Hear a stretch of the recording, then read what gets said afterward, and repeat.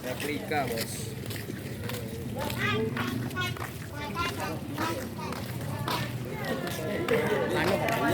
Yang paling anu mulai dari tahun 1960 sampai 1970-an. Ini kita waktu itu ada masa trikora. Itu masih masa dari tahun 1960 sampai 1970. Mulai dari ya, depan. Nah, kemudian di bagian depan ini ada bendera Sriwijaya dan ada bendera Kerajaan Majapahit. Kenapa ada dua bendera ini?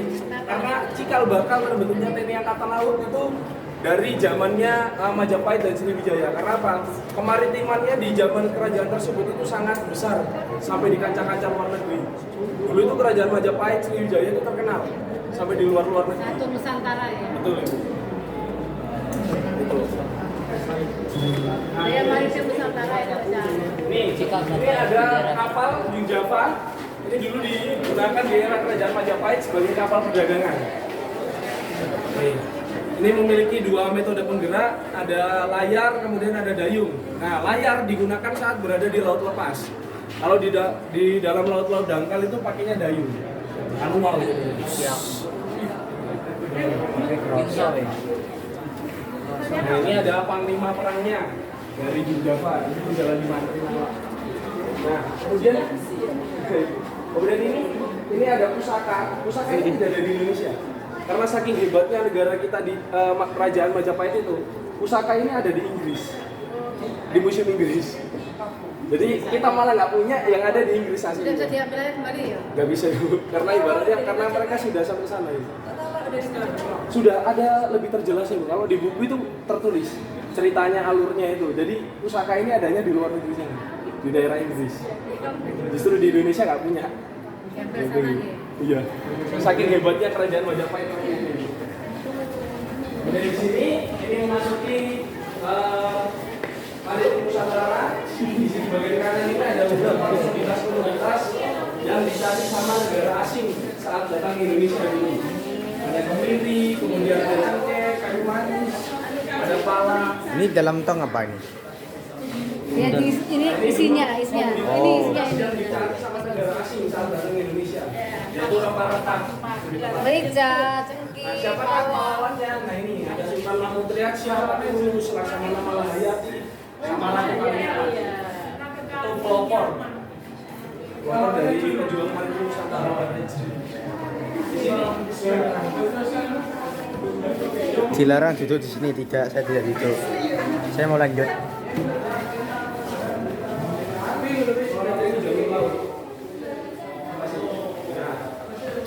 Jadi para pejuang kita selain melalui radio dulu, itu kita juga melakukan pelayaran.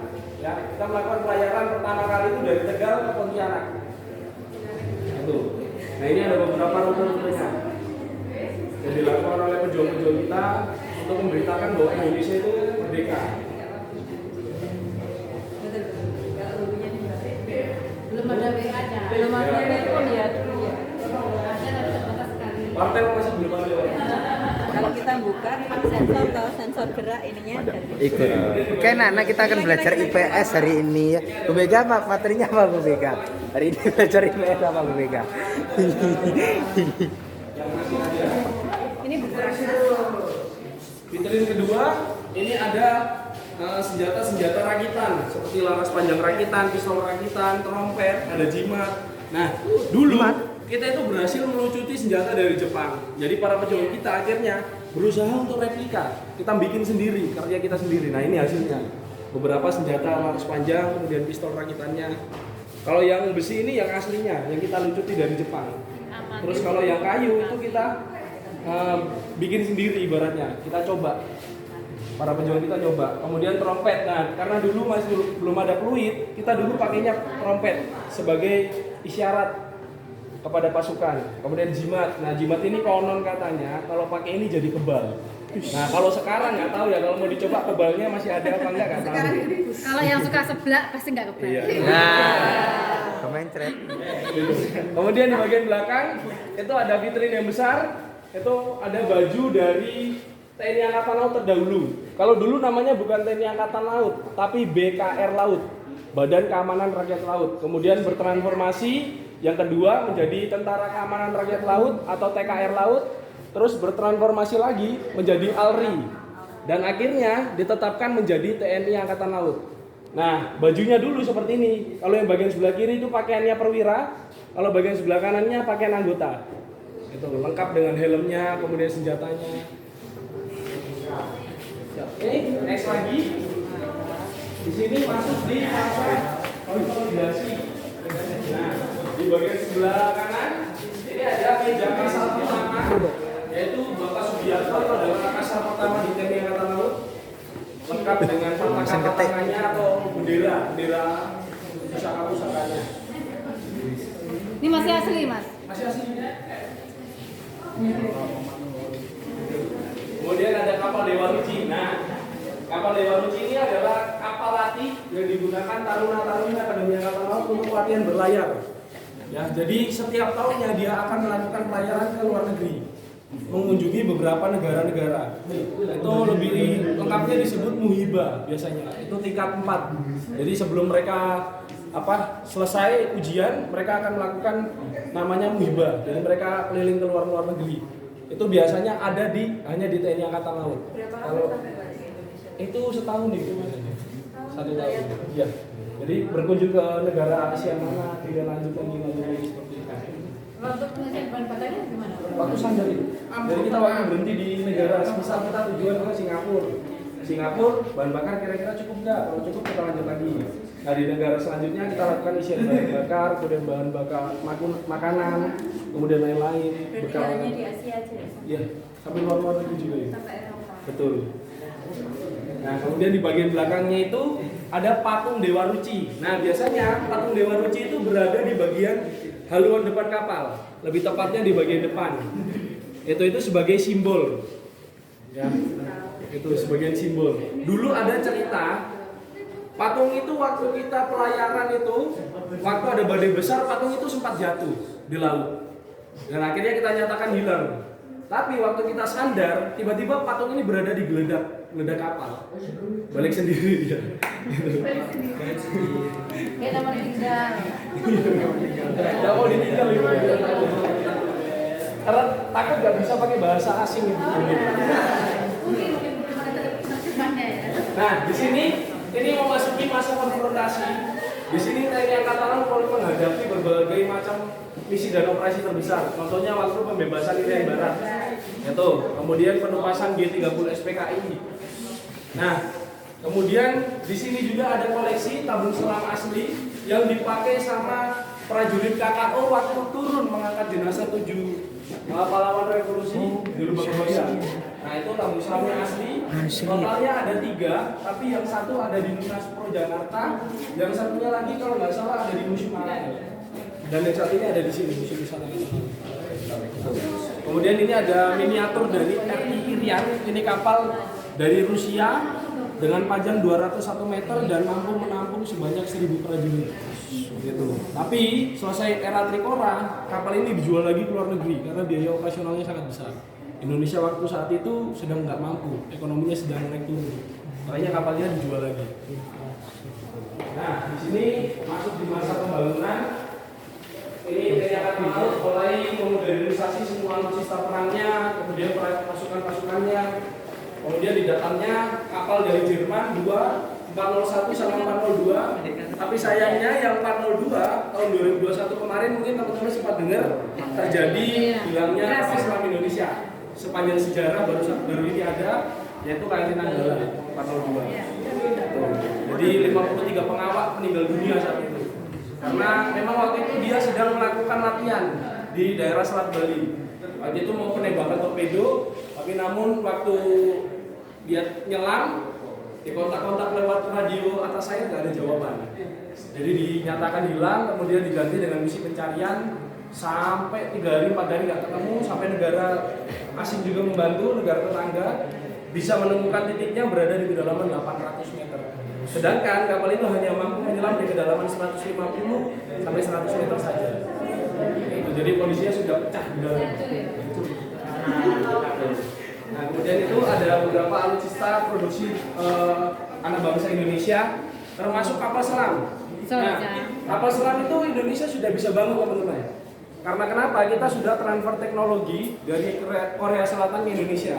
Jadi saat itu kita ada kontrak perjanjian, kita bangun 3 kapal selam. Yang 2 kita bangun di Korea Selatan, yang satunya kita bangun sendiri di Indonesia, di PT PAL.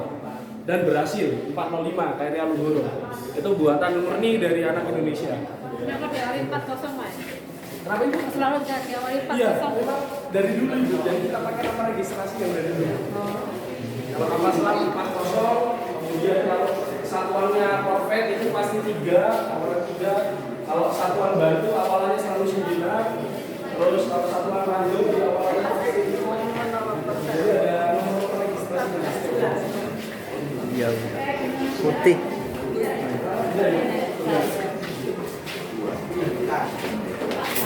Nah ini tradisi yang dilakukan taruna-taruni.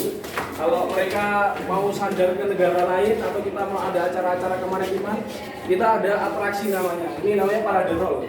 Jadi naik di tiang-tiang ini sampai di paling atas sendiri. Gitu. Jadi kita kayak memberikan atraksi penghormatan. Saya jangan pasti lagi. Nah, patung tadi itu berada di bagian depan sini. Nih, bagian depan ini. Oh, udah ke bawah sini Iya. ya? Sini. Udah ibu, di bagian depan. Makanya waktu jatuh itu kan, ya udah hilang. Ternyata waktu pagi hari sudah ada di geladak. Dewa Ruci. Tapi nyata.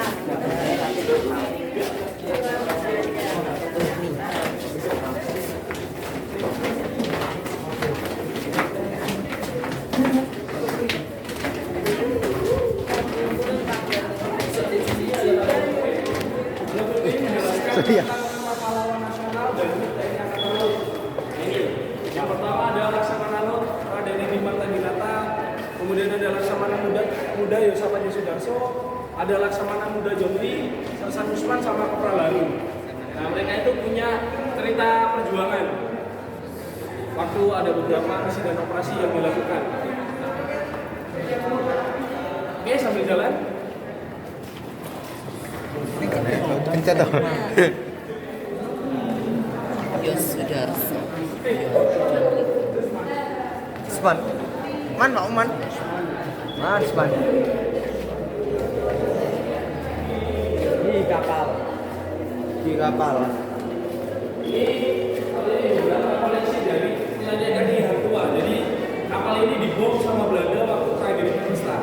Jadi kapal ini tenggelam di sekitaran Laut Kalimantan di kedalaman 20. Kemudian ini beberapa koleksi yang masih bisa diselamatkan dan bisa ditampilkan di Museum Pusat. Karena yang lainnya sudah nggak layak saat diangkut itu banyak yang keropos.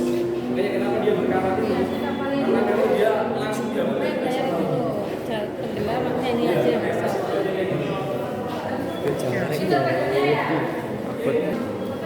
propeller itu balik-balik. Balik-baliknya apa? Ini bambu terus tak yang penasaran. Beratnya berapa kilo? Ini bambu beratnya bu. Jadi palingnya bisa keliling. Ini skema penanganan operasi Jaya Wijaya. Nah, operasi Jaya Wijaya itu operasi terbesar sepanjang sejarah TNI Angkatan Laut yang melibatkan alutsista kapal perang banyak juga, kemudian personilnya. Nah, nanti teman-teman akan merasakan sensasinya Kita. saat kita berada di 5D. Oke. Oke, gas. Gas. Sikat. Os.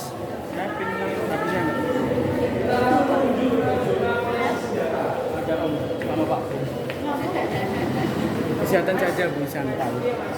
Kang wis mangan durung, Kang? Tekonono, wis mangan durung? Kuwi Kang ngancep itu Kang. Piye jadi? Woi. Lho, Pam.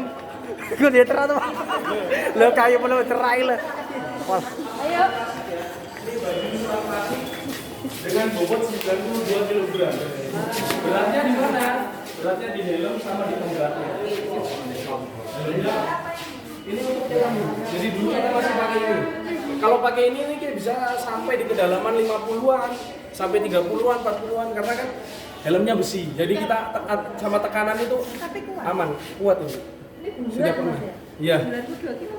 Iya lah, ini kena keren loh. Itu pakai gini beneran ya? Iya. Kemudian ditambah sama perangkat pompa selamnya Ibu. Kita Jadi, sampai sekarang. udah, sekarang udah nggak dipakai. Klasik. Nah, ini perangkat pompa selam ini digunakan untuk memompa oksigen ke helm penyelam. Jadi saat rodanya diputar, itu di dalam itu seperti ada hidroliknya, seperti pompa. Jadi dia pompa udara ke helm selam tersebut. Dan kabelnya nggak segini, banyak biasanya rollnya. Ini digendong. Terakhir kan Iya, tinggal diturunkan. Ini ditaruh di kapal Ibu. Jadi ditaruh di kapal, penyelamnya jatuh, ya turun sampai di kedalaman. terakhir tahun berapa pakai baju kayak gitu? Kalau lebih tepatnya ini di waktu Pak Edi, Raden Edi Marta di Gatar lagi dipakai tahun 1956. 1956 60.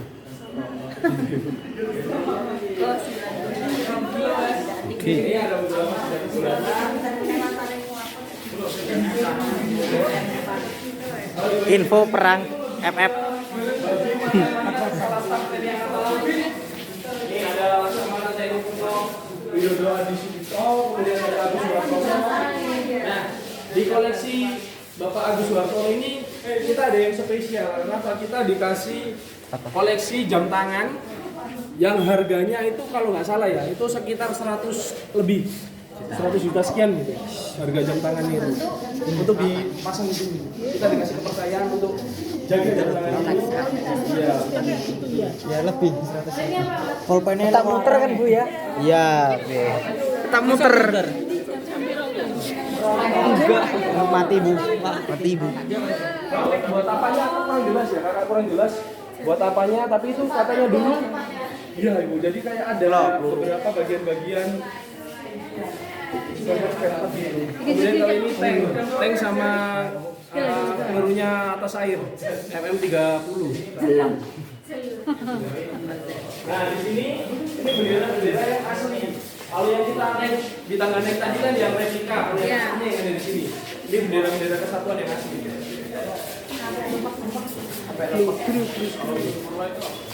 Gugus Tempur Laut. Gugus Satuan. Ya itu satuan juga. Ada Gus Purla, Gus Kamla. Biasanya kalau kita layar itu ada dua. Kita layar Gus Purla atau kita layar Gus Kamla. Kalau kita layar Gus Kamla berarti kita keamanan laut. Tapi kalau kita masuknya di waktu kita layar di Gus Purla berarti kita Gus Tempur Laut. Jadi saat ada ancaman tertentu kita siap. Misal kita layar ke daerah Sulawesi, ternyata ada konflik atau kontak perairan di daerah sekitar situ, ada kapal masuk perbatasan atau apa, kita siap tempur. Gus Purla, kita langsung alih di komando Gus Purla. Kalau Gus Kamla kita hanya keamanan aja. Gitu. Ini ada beberapa koleksi juga di Bapak Ade Supandi, Blackberry. Iya. Oke, kita lanjut ke ini ya, Cinema FB. Ya, apa ki apa? Diko. Tarik, gerutu. Serbu, Pak. Duh, balik naik. Ayo, melu aku. Gas, tarik.